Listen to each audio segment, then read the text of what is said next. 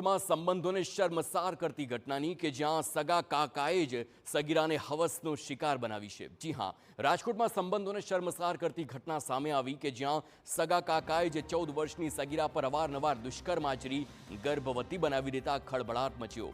સંયુક્ત કુટુંબમાં રહેતો આરોપી કાકા અવારનવાર સગીરાને ધમકાવીને તેની સાથે દુષ્કર્મ આચરતો। છેલ્લા 5 મહિનાથી આરોપી આ કૃત્ય કરતો હોવાનું સામે આવ્યું કે જેમાં ઘરે કોઈ ન હોય તેવા સમયે આરોપી કાકા તેની જ ભત્રીજીને હવસનો શિકાર બનાવતો। છેવટે સગીરાને પેટમાં દુખાવાની ફરિયાદ ઉઠી અને પિતાએ તેને પેટમાં દુખાવાનું કારણ પૂછ્યું અને સગીરાએ પોતાની આપવીતી જણાવતા પરિવારના પગ નીચેથી જમીન સરકી ગઈ।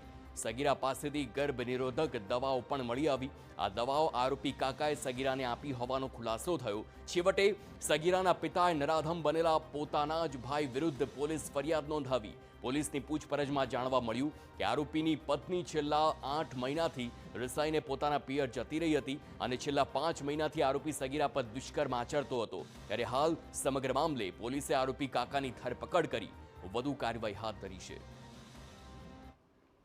ઘટના જ્યારે ભોગ બનનાર અને આરોપી એકલા ઘરે હોય તેવા સમયે, કારણ કે આ સંયુક્ત કુટુંબમાં રહેતા હતા અને એક જ ઘરમાં સાથે રહેતા હતા, જેથી જ્યારે પણ એવો મોકો મળતો કે જ્યારે બંને એકલા હોય ઘરે ત્યારે એ સમયનો લાભ ઉઠાવી અને ધમકાવી અને આ દીકરી સાથે આ રીતનું કામ કરતા હતા। હાલ પોક્સોની અને આઈપીસીની અલગ અલગ કલમો હેઠળ અમે ગુનો નોંધ્યો છે અને આરોપીની ધરપકડ કરે છે।